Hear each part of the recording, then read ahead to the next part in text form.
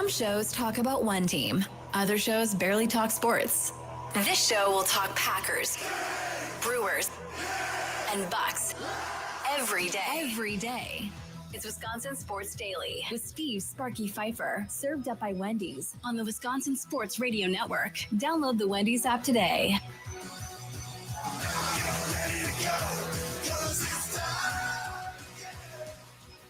We are broadcasting live from the Wisconsin Sports Radio Network studio. It's powered by the Potawatomi Sportsbook. Steve Sparky Fifer. Charlie using the other side of the glass. Charlie and I were just going down memory lane with me about all my things from the last 20 or so Everybody years. that hates Sparky's in guts, this, all in the business and all the dumb, stupid things I used to do back in my 20s, and how much everybody wanted to kill me. You look back at it now when you're older, and I'm sure if you're older, you probably have the same things. Like, man, I can't believe I did that when I was in my 20s. I can't believe I did that when I was in my teens. Whatever. You always have those regrettable moments. I got a bunch of them. Obviously from my time on the radio, but at the same time, they're fun stories to tell, and they still make me laugh. Eric Nehm, Bucks beat writer for The Athletic, comes up here at 3:20. Looking forward to having Eric Nehm on. Talk about the Bucks. Season begins against the Wizards. NBA opening night is tonight. On NBC, right? We get to hear that round ball rock open and all of that. And hopefully a better one for all the people that complained on Twitter. Guarantee you they do not go old school with it. Guarantee you it's as lame as what it was when they did the preseason game for the Bucks. And if it is, get over it. Oh no, it's fine. You've ruined everything else seemingly. So go ahead and ruin that too. But either way, so we'll talk with Eric Nehm, get a Bucks preview for you on that. They cut a couple more draft picks yesterday, and Tyler Smith and Chris Livingston get his thoughts on those choices and how this offense is going to play much differently, it appears, maybe than they did last year, especially with Giannis handling the ball now. So all that at 3:20. Charlie Sounds of the day, top 3 picks from around the world of sports media at 3:40. Looking forward to that. We're going to start off 3 o'clock hour, like we started off the show a little bit, talking about this Brewers baseball team a little bit. Now, I still have no idea how to pronounce this guy's name. I've tried to get him on the show. I can't get him on the show, so I can't even tell you how to pronounce his name because I still don't know. It's Mike. How do you think it says? Axia? Something. Axisa. But he's been covering baseball for CBS Sports for quite some time. I enjoy a lot of his writing. I may not agree with all of it, but I think he does a really good job. Okay. So the headline of the article is what's next for the Brewers? Baseball's best regular season team ends season in familiar spot. And it goes over the whole idea about, what to do with Freddie Peralta, so forth. It goes over what to do with the rotation going forward. It goes over why DL Hall can't be in the rotation because he hasn't thrown more than 56 pitches in a game this season or more than 3 2/3. So probably not realistic to think he's going to the rotation next year, yada, yada, yada. But then in this piece, they get into the whole idea of how do they add more power to this lineup? Now, again, some of the things that are interesting to me.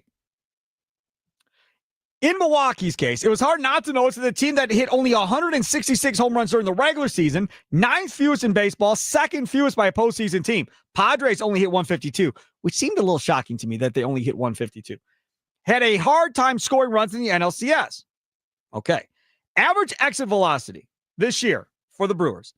Off the bat, right? So how fast the ball is coming off the bat. 88.6 miles an hour. That is 28th in baseball. Barrel rate, meaning barreling up the ball, right? Hitting it flush. 6.7% of the time. 29th in baseball. Hard hit rate, 39.2%. That is 25th in baseball. With those crappy numbers, they still scored the 3rd most runs in Major League Baseball. So that's good. There's nothing wrong with that, right? Nothing wrong with that whatsoever. So then he goes on, and again, I'm not reading all of this. He says, I understand the Brewers have a style of play that works very well for them, but I don't think it's outlandish to say they would benefit from more power. Adding it is doable. It will take some creativity because they have payroll limitations that will prevent them from winning a free agent bidding more for, say, Kyle Schwarber. A full year of Andrew Vaughn, William Contreras having a healthy finger, and Jackson Chourio leveling up will help. There's room to add more thump around them, though. Okay, that's very good as well. So then in this article, they ask, how do you get over the hump and so forth? This is my favorite part. It says, clearly the Brewers are doing a lot right. They contend every season despite running very small payrolls, and that's not easy to do. There's room to add some power here and maybe more impact pitching, though that applies to almost every team. The Brewers are maybe 95% of the way to a World Series title. 95% of the way to winning a World Series in this writer's mind at CBS Sports. He then says that last 5% is the hardest to figure out, and sometimes it's not even in your control. I would argue it's probably not in your control a lot of times. The question that we have going off of that is, do you think the Brewers need to add power this offseason? Considering they won 97 games with having not a lot of home runs this year to begin with. And if you believe they need to add power, how do you suggest them adding the power? Nicolay Law, talking text line 414-677-1250, 414-677-1250. It's Wisconsin Sports Daily, served up by Wendy. Steve Sparky Fifer with you. Charlie Usen producing the show, other side of the glass. I think if I look at what this team needs to be able to do add power, first off, yes, they need to add power. I think that is very clear based on what we saw this season. Look at, what was it, Springer last night? Mm-hmm. I mean, he hits a 3-run homer and gives them the lead. Look at Shohei Ohtani in that game. In the game that beat the Brewers. I know no. it's Ohtani. Yes, that's a whole different class. I looked up starting pitching payroll earlier. Average salary for Freddie Peralta. Remember we were doing this in the first segment? Yeah. I didn't even tell you Ohtani. We were going, Peralta's like 20, 21, 22 million. Do you know what Ohtani makes next year? Ohtani's base salary next year is $70 million. That's nothing. Oh. But I'm just saying, like, his one attribute of his power, the ability to go in there and change a game with the swing of 3 pitches, is something that the Brewers need in their lineup on a consistent basis. The Phillies have a Kyle Schwarber, who, again, is going to be a guy who's going to make a lot of money this year, a lot more money than the Brewers can afford. Yeah, but it's a guy that changes the game for a team like the Phillies, who are the same caliber of team as the Brewers. The Dodgers are the same kind of caliber team as the Brewers, or they're supposed to be based on how the Brewers play this regular season. Even if they could get Schwarber, that means Yelich has to play the outfield. So that's not happening. I don't think they'd even be interested in Schwarber for that fact alone, because then the concern would be, how are we going to keep Yelich healthy if he's got to play 100 games in the outfield every year? Like, I don't think you can even have that conversation, because even if it's like, okay, well, Schwarber's going to play first. Okay, well, now Vaughn's out of the way, which, I would take Schwarber over Vaughn, but Schwarber's old. So do you want to go down that route, or would you rather have Vaughn have another good year, extend him for not a ton of money, and not worry about first base for a while? I think what I'm getting to here is that no matter what the changes just need to be made for the Brewers. I think they need to start going with this kind of Milwaukee Bucks approach. I know that's a lot harder in the MLB. Lord. You don't have the ownership money like the Bucks do. No, but you have to have the willingness to make changes on a quicker basis than the Milwaukee Brewers are making changes right now. Like Lillard. Yeah, kind of, but it started with, once they realized they were a good enough team with Eric Bledsoe, and they realized Eric Bledsoe wasn't good enough, they made changes right away. I think the Brewers need to start doing that with their organization. Okay, so this offense is coming back, right?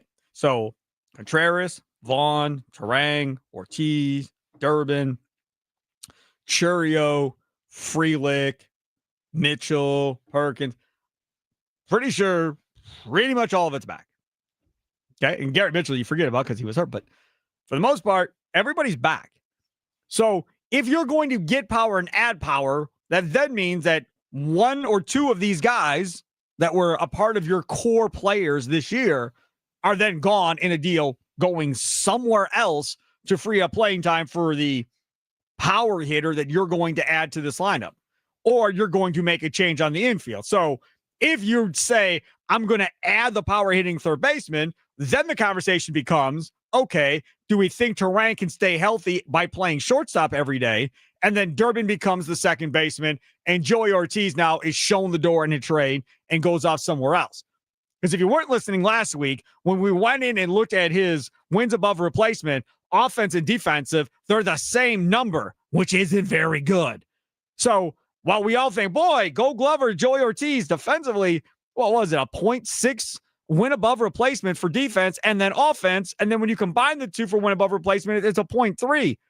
It's a hard time convincing anybody to keep him on the field if you're just basing it on numbers at this point. So if you can get significantly better offensively by moving Durbin to second, to right, to short, and getting that stick to play third base, do you know what stick I would think of? If we're going old school Brewers? What's that? Like a Moustakas type bat to play at third base. That is what you're looking for. And remember, they got Moustakas on a prove-it deal. That's the only reason they got Moustakas at the end of free agency. That is the type of thing that if you're the Brewers, that's probably how you're going to do it. Or, like I said earlier, you're trading a Freddie Peralta, let's say, to get a starting caliber power hitting third baseman at that point. Do you think the Brewers need to add more power? If so, how do they do it? Nicolay Law talking text line 414-677-1250, 414-677-1250. 414. Ryan, downtown Milwaukee. How to get more power? 2 words. Pete Alonso. 0 chance. Good luck. My 2 words, 0 chance. Ryan, you giving the money, buddy? You're the one writing the check here? Because no chance. Anastasio, isn't it? There's absolutely no chance. It's just not happening. KJ in West Allis, you're next on Wisconsin Sports Daily, served up by Wendy's on the Wisconsin Sports Radio Network. What's going on, KJ? Hey, good afternoon, Sparky. Thanks for taking my call. Sure.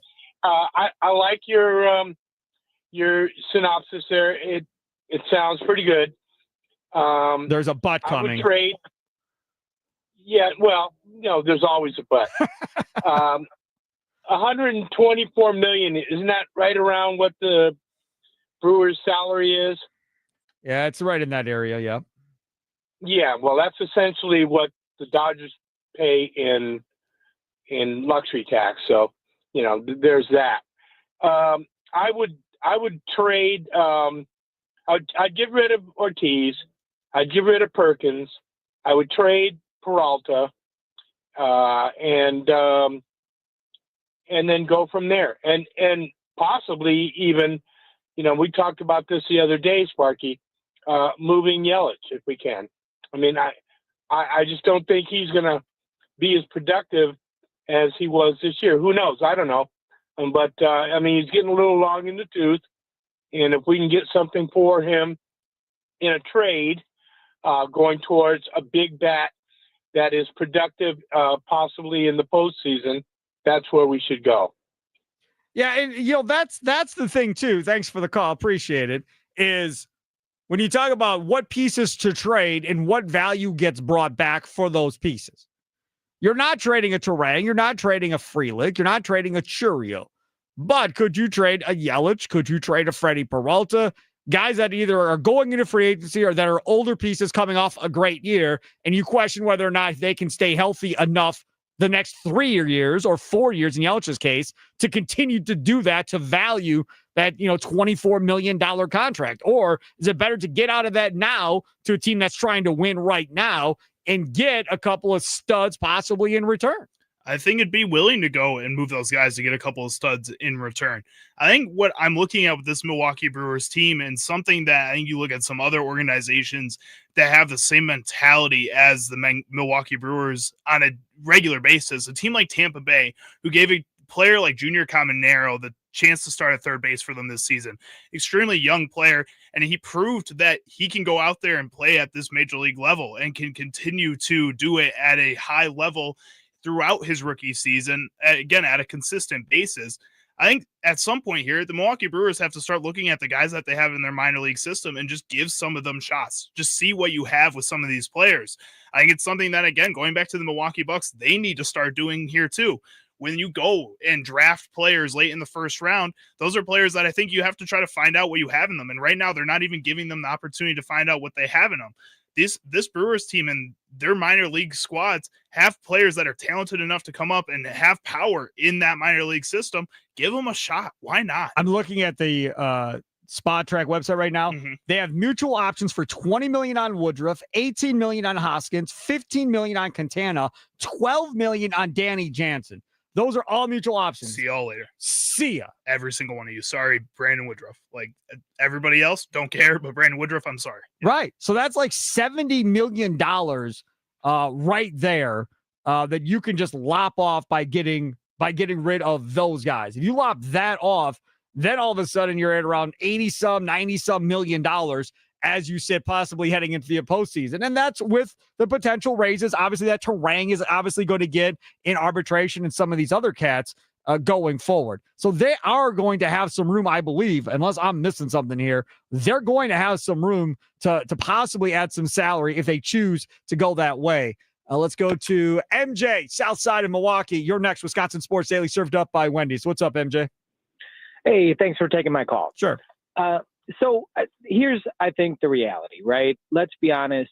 For the Brewers, what they need is every single year they're going to have to hope that some of these guys that have been doing well in the lower leagues are going to come up and bust out, or that they trade for somebody that another team gave up on and they have a great year, right? I mean, that's just the reality of their situation. And so I would disagree. It's not really like the Bucks in the sense that the Bucks got to where they were by getting a generational talent in a sport that actually that matters. So, you know, I would say, like, yeah, it would be awesome if suddenly they got a guy like Ohtani to come in, but that doesn't fix everything for the Brewers, right? In baseball. So I think it's one of those things that you kind of have to say, it's going to have to be luck more than skill. See, I don't know if I agree with you, MJ. If I took Ohtani and put him on this Brewers roster for the next 3 years, I feel pretty good they win a World Series. Really? Yeah, I think I do. If you put Ohtani on this team with Churio and Yelich and these cats that are already on this team, and Ohtani goes into the rotation with Mizorowski and those guys, yeah, I feel like they can win a World Series if they have Ohtani. Thanks for the call. But to MJ's point, you don't have the generational player like Ohtani or like Giannis for the Bucks on this roster right now. Churio's a stud, no doubt. Generational like Giannis or Ohtani, I don't think we're to that point. Al in Cedarburg, you're next here on the Nicolay Law Talking text line with me, Steve Sparky Fifer. What's up? How's it going, Sparky? Good. All right, first, Charlie made a point earlier, and Charlie, I remembered. So we were talking about the whole draft and develop approach, right? And how the Bucks are giving up too early. It's not about even giving up too early. Horse is just a horrible drafter. So don't use that example for say. Back to the Brewers, though. Honestly, guys, look back to when, I think it was the 2017 offseason when we made the move for Yelich and we made the move for Kansas City Royals. Oh my God, I'm blanking on his name, Lorenzo Cain.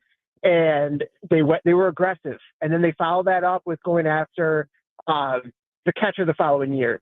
Antanasio has a habit of. Well, you had Narvaez and Moustakas.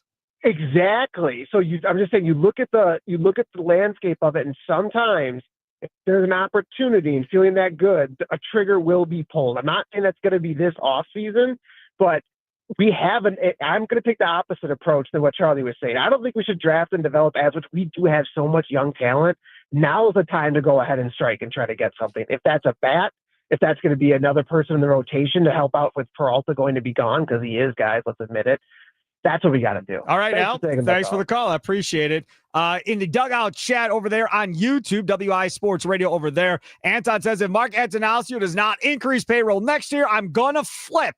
The Crew was a series away from the World Series. Don't hold your breath, Anton. Coming up next, Eric Nehm, Bucks beat writer for The Athletic. Oh, my God. Bucks season is here. The offseason went so fast, and now I get to watch a product I'm probably going to hate. That's next here on Wisconsin Sports Daily, served up by Wendy's. Live from the Wisconsin Sports Radio Network studios, powered by the Potawatomi Sportsbook. Sparky here.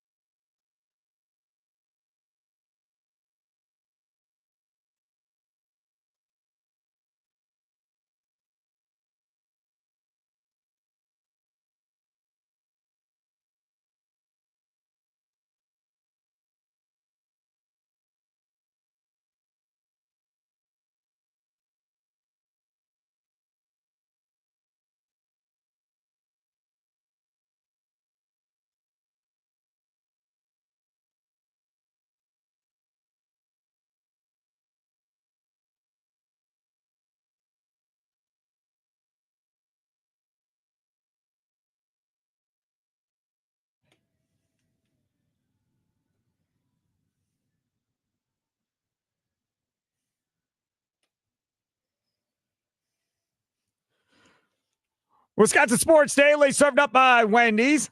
Steve Sparky, Fifer, Charlie Usen, other side of the glass. Joining us now on the Wisconsin Sports Radio Network, guest hotline, powered by Gruber Law. He is Eric Nehm, Bucks beat writer for The Athletic. Follow him on Twitter at Eric_Nehm. Eric, thanks so much for coming on. I'm sorry we are running behind, but we got sidetracked by Brewers baseball talk. And that, don't worry, though, because we're about to be just Bucks and Packers here for the foreseeable future. So how are we doing, Eric? I wish you were going even longer on the Milwaukee Brewers. That would be great. Really? Oh, I mean, that would mean they would still be in the World Series. Like if Yes, your days yes. were just filled up with Milwaukee Brewers talk, that means they'd still be in the World Series. So that I would Absolutely. prefer that. In a weird way, it's good for the Bucks, though, because now this gives them a runway here to get their season off and going without being ignored. And if we're being honest, in most years of my life living in this area, they are ignored anyhow until the Packer season is done and people don't talk about the Bucks. Have no fear. I'm going to talk about the Bucks. So you're stuck with me. Eric Nehm, I said this going into the break, and I don't think I'm going to be alone on this. I think I'm going to hate the product of what this is going to be for the Milwaukee Bucks. Not that I don't think they can win. Not that I don't think they can be a top 3 or 4 seed. I think that's very possible. What I mean is I am the old guy that hates watching people just jack threes for an entire game. And I understand they made the most threes last year. They were 18th in the basketball. So now this year we're going to shoot a whole bunch more threes, and hopefully we can make as many as we, have the same percentage as we did last year, shooting more threes. I just don't feel like watching a team shoot 40 or 50 threes, like Boston's, for instance. Oh my God, that's awful. Like, I have no interest in that. I wonder how the fan base will react if it gets to that point where this team is shooting 40 to 45 threes a night, as far as if the fan base is going to like the product. Yeah, I think it's a valid question. I don't think it's something that is going anywhere anytime soon in the NBA. Yeah. This is just kind of how the game is played at this point. Thank you, Golden State. Thank you, Golden State. Appreciate it. And I think with this Bucks team specifically, like if they're going to have what they hope is, like a top 5 offense, the only way is Giannis doing what Giannis does, where he's the most efficient player at the rim in the entire league. He's the most dominant force at the rim in the entire league. And then everyone else getting up a bunch of threes. Like that's just like, if you're looking at formulas that make sense for this team offensively, that's about the only one. There's not a whole lot of other ideas that I think with this talent and with this roster is going to lead to a great offense. And I think, to Doc Rivers' credit, they've leaned into it thus far in the preseason. They took 42 threes per game. And I'll tell you something else I don't like. This whole, let's jack a 3 5 seconds into the shot clock. Holy crap. Like, that also is going to drive me nuts, Eric Nehm. Well, get ready for it, because those are the orders. Those are the marching orders for the entire roster. These are guys that can really shoot the three. So I think they're going to really lean into it. AJ Green, Gary Trent, even Taurean Prince, we've seen get some up early in the shot clock. This is going to be how they play, and this is going to be how they try to do it. At least that's what we know thus far, right? I think the Bucks played a certain way. Think about the last 2 years, right? Griff comes in, they're playing a certain way. That doesn't go well. They go back to drop coverage. Last year they start with Gary Trent Jr. in the starting lineup. That doesn't go well. And then after 2-8 start, there's a brand new lineup.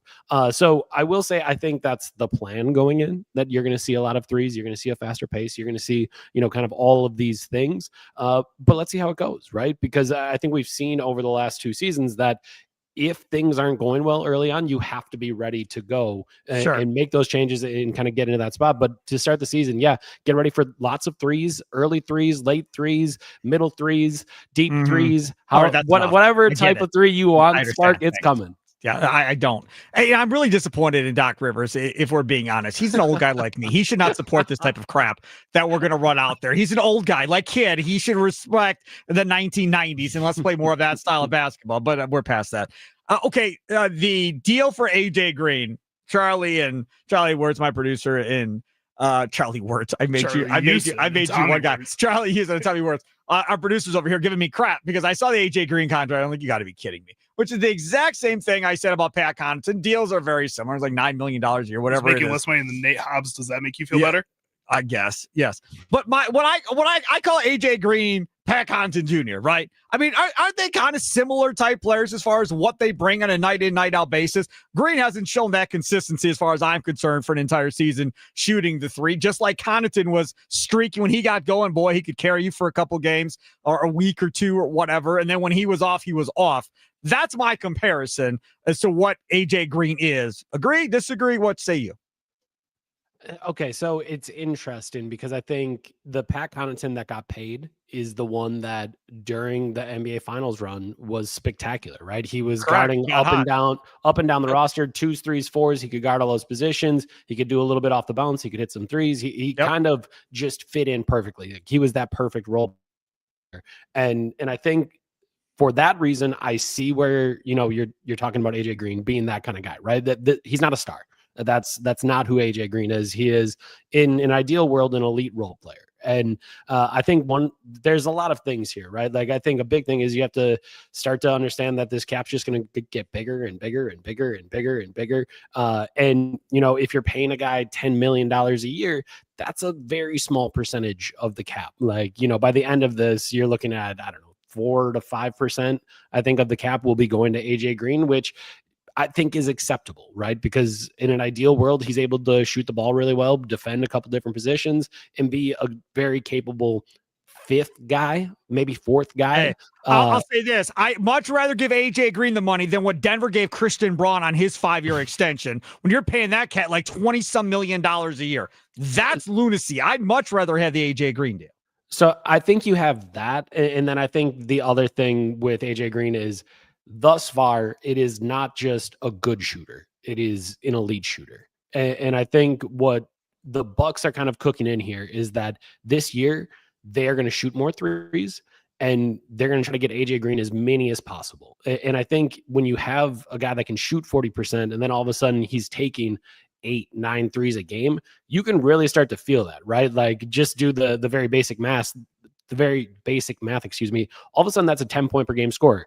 You just got 10 points because you have this guy that all he does is shoot threes and play defense, but that's pretty valuable if they go in at a high rate. So yes, I think there's funny money now, but that's every sport, right, Spark? Like, you look at what the Dodgers can pay Ohtani in deferred money. You look at what anyone's getting in the NFL. Like, it's just funny money at this point. And I think where it gets tough is like kind of negotiating in your brain what these numbers actually mean to what they might have meant 5 years ago, 10 years ago, and 20 years ago.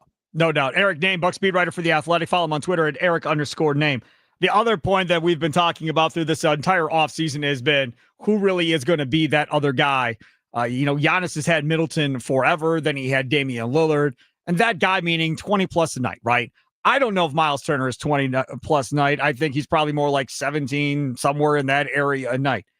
They need another guy. Now, in my mind, if we're talking strictly from a talent perspective, I think your options are Kuzma or Kevin Porter Jr.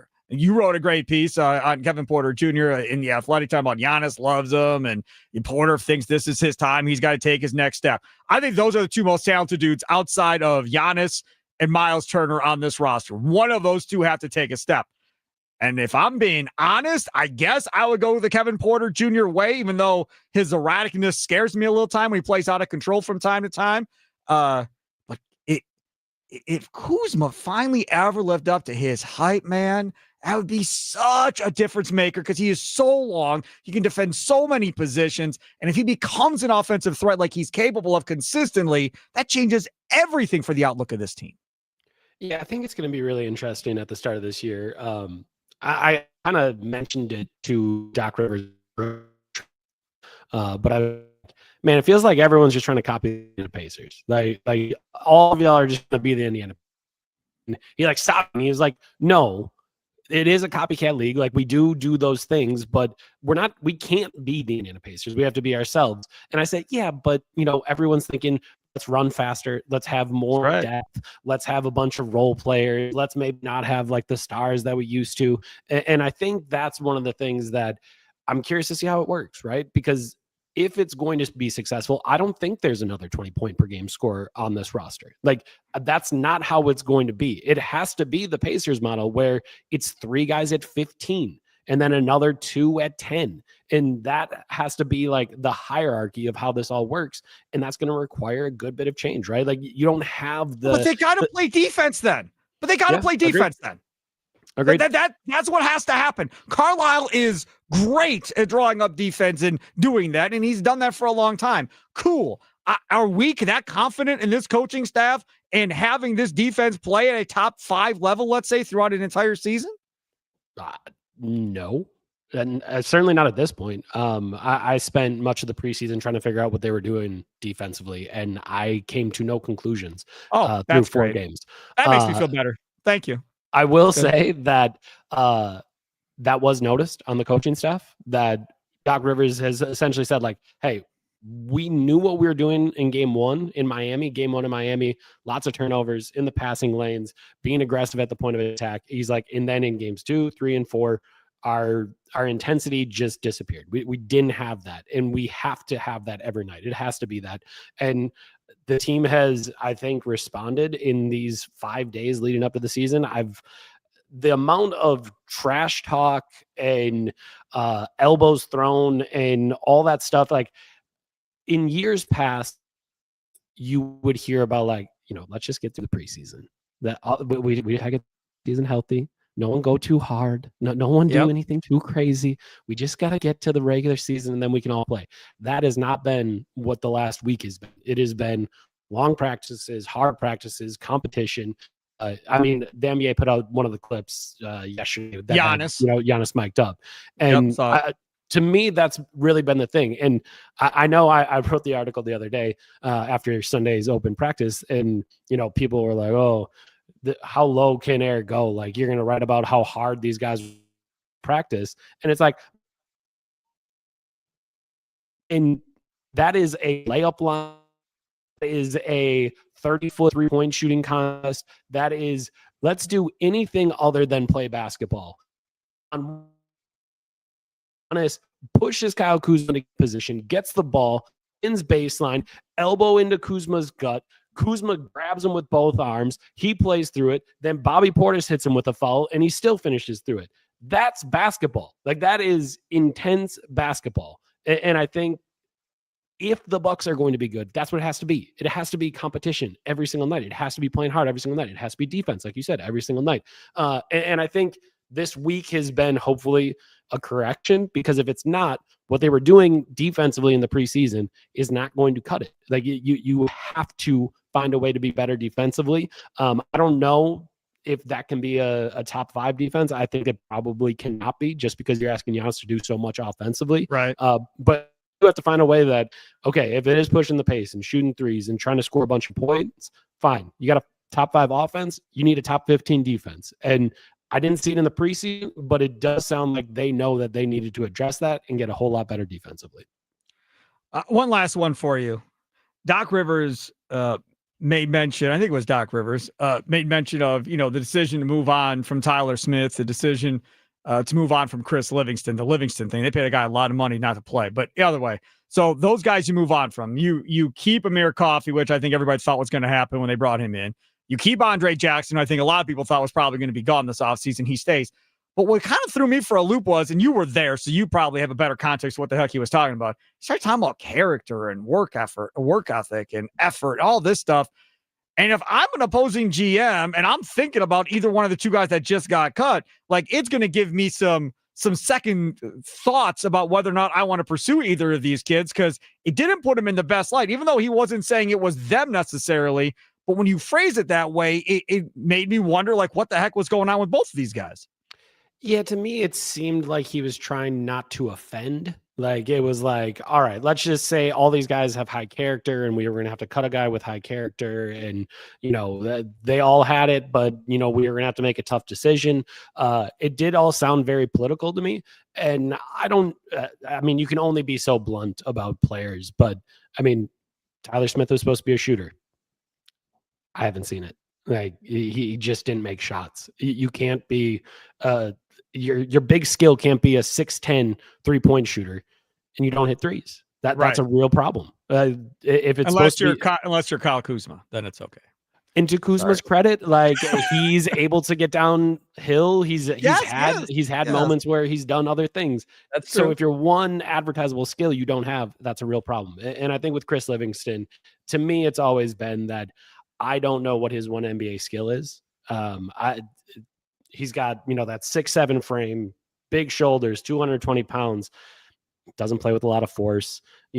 Defensively, is he able to move his feet? Sometimes, but not really. It feels like he's kind of an undersized power forward, and that's what you would want, like with that frame. But the intensity was never there to match how that could work. So that's why you move on when you have a guy like Amir Coffey that played 70 games for one of the best teams in the Western Conference last year. Andre Jackson Jr. started 40 games for the Bucks last year. Those guys might not be perfect, but they can probably bring more this year.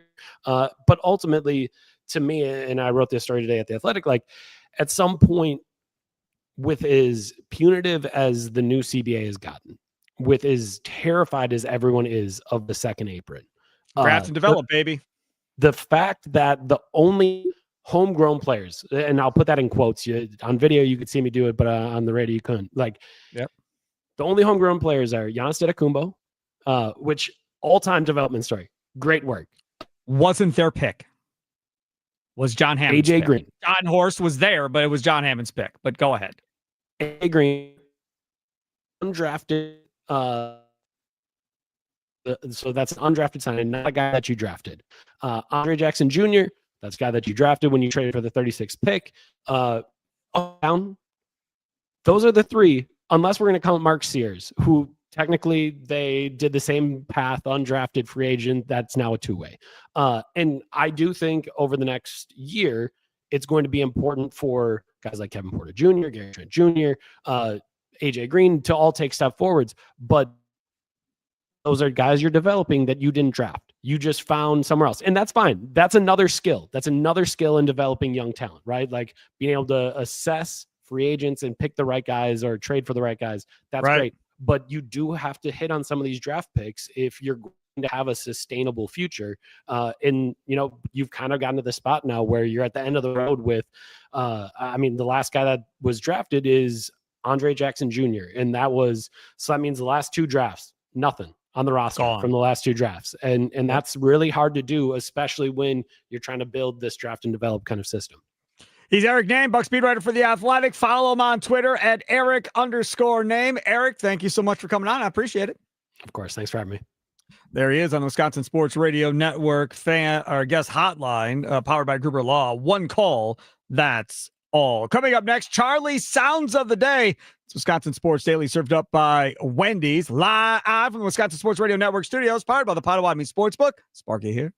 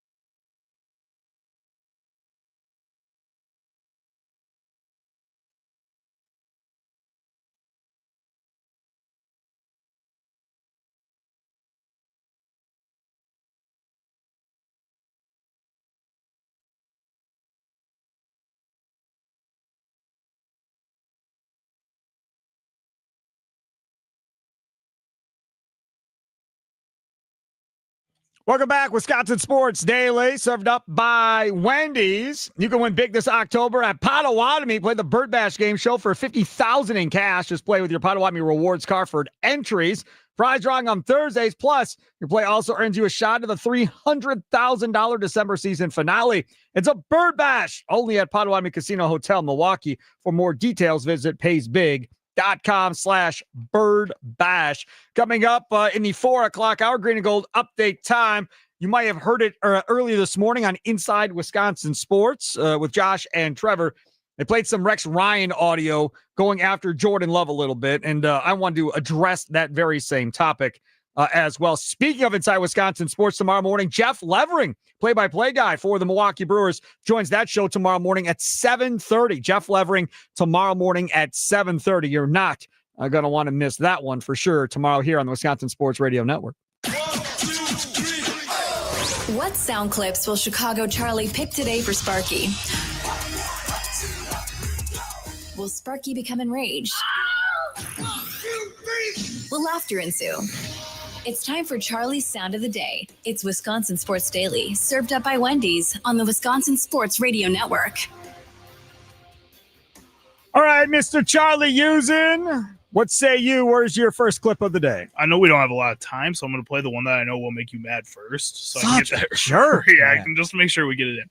This is Brian Windhorst on First Take with Stephen A. Smith, where he was discussing why he thinks the New York Knicks need to win an NBA championship this season. I know everybody tried to whistle past the graveyard and try to pretend like this didn't happen, but you know that Giannis basically said he wanted to be a Knick. That's right. The Knicks have been waiting for 15 years That's right. to get somebody to say they want to be a Knick.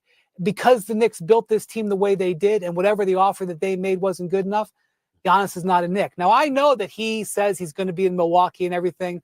Nobody denied that report. Mm-hmm. Those talks happened. The Knicks were in position to get Giannis, and they didn't get him, either because they didn't offer enough, because they believe in this team, which is a totally acceptable answer. No, it isn't. They may have the best team. Well, I'm just saying to you, if the Knicks could have had Giannis under a certain set of circumstances, but because of what they invested in this team and their belief in this team, Right. and not necessarily in that order, it could be the belief first. If They don't have him. So they got to win this year, Stephen A. Right. Okay, so if come, maybe, woulda, shoulda. Yeah, what could have been. I understand all of this. If you look at their ESPN predictions, as far as what everybody is predicting from their ESPN writers, most of it is Knicks Cavaliers. That's pretty much all of them. Why? Halliburton's out for Indiana. Tatum is out for, it's Tatum, right? Yeah, Tatum is out for Boston. So you've got injuries all over the East right now. So those two are the two teams everybody is picking to be in the Eastern Conference Finals. I'm here to tell you, do not sleep on the Milwaukee Bucks. This team, even though, again, it's the style I'm not going to like watching, has every opportunity, if things break right, to be knocking on the door of both of those two teams before this whole thing is said and done. Neither one of them overly impressed me. Charlie, what's next? All right, next up, we're going to head over to the Milwaukee Bucks, where Doc Rivers discussed Chris Middleton coming back to Milwaukee. I played for 8 years with the Hawks, and I loved that organization. And they told me they were going to trade me. They treated me great, and I tried to put 50 on them. Of course, I didn't have the talent to. That was the only problem. Well, Chris does. Chris is a great scorer. First of all, the fan reaction should be amazing. I have put some pressure on our video crew to, like, the Jumbotron, whatever, all the stuff we do should be amazing. Because he's a Buck for life, no matter where he's at. Pat Connaughton's a Buck for life, Brook Lopez. And so we lost 3 of those guys from last year. Chris will be the first one coming back. And, the Milwaukee fans are phenomenal. So, it's so funny. Of all the places, the one thing I'm not worried about is, like, usually the question, if this was a lot of other places, you think the fans are going to boo? Of course not. They're not. We traded him. He won a title for us, and he's a Buck. And he's part of this community. And I think that's what people forget most. Like, as good as he was on the court, I thought he was a superstar off the court, him and his wife, with all the things they did for the community. And that's awesome. I agree with Doc Rivers. He should not be booed. Totally agree with you. He is Buck for life, whatever the case may be. You should not boo him. I know we all got frustrated with Middleton because of his contract and so forth. I used to have Chris Middleton be positive about Chris Middleton shows where I only took positive thoughts on nightly post-game shows that I used to do back in the day. But yeah, there's no reason to boo Chris Middleton at this point, none whatsoever. Hey, did you know that any youth sports player can score a free small Frosty anytime they visit Wendy's in their sports uniform? That's right. Just stop by after practice or with your team after a game. Who doesn't love a Frosty? Up next, Green and Gold update here in Wisconsin Sports Daily, served up by Wendy's.